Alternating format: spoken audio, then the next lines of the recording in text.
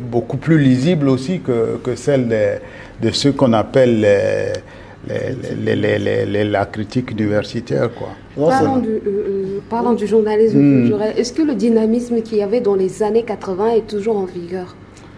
En fait, aujourd'hui, je dirais, il y a plus de dynamisme qu'avant. Parce qu'avant, dans des pays comme le nôtre, on avait un journal, et puis il y avait une radio, il y avait une télévision, et puis il y avait peut-être un magazine qui était toléré, où on développait un peu, on laissait quelques espaces de liberté. Mais aujourd'hui, dans un pays comme la Côte d'Ivoire, on doit avoir 15 ou 16 quotidiens.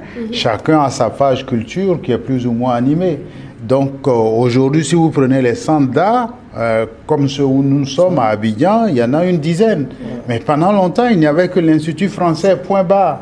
Et tu avais une galerie qui ouvrait un peu, qui durait 2 ans, qui fermait. Aujourd'hui, ce dynamisme-là, il est accompagné au quotidien. Le seul problème qu'on a aujourd'hui, c'est qu'on a du mal à documenter parce que les capacités de documentation n'ont pas beaucoup évolué. On n'a pas de lieu où tu es sûr de trouver tout de suite toute la documentation. Nos gouvernements n'arrivent pas à documenter.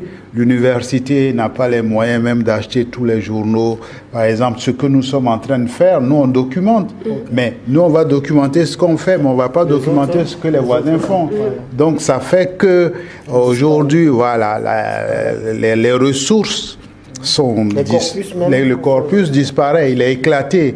Mais sinon, il y a un dynamisme beaucoup plus fort parce que, premièrement, les capacités d'écrire de votre génération sont améliorées, c'est plus rapide, et puis on ne se rend pas compte des formidables outils que représente l'ordinateur, que représente Internet, qui facilitent beaucoup les choses. Mais maintenant, il faut juste les valoriser, avoir des programmes qui permettent de fusionner tout ça et puis d'aller vers des productions un peu durables. Parce qu'on a beau dire, les écrits quotidiens, si vous n'arrivez pas à les capitaliser dans des choses comme les livres, dans des choses comme des revues, vous avez vous-même l'impression d'avoir perdu votre temps. Mais moi, je sais, quand j'ai écrit Alpha Blondy, c'est les écrits des journalistes que j'ai consultés. Quand j'ai écrit mon livre sur Christian Latier, c'est les écrits des journalistes que j'ai consultés. Je suis en train de faire maintenant un livre sur l'histoire de l'art contemporain en Côte d'Ivoire. C'est les écrits des journalistes que je consulte. Okay.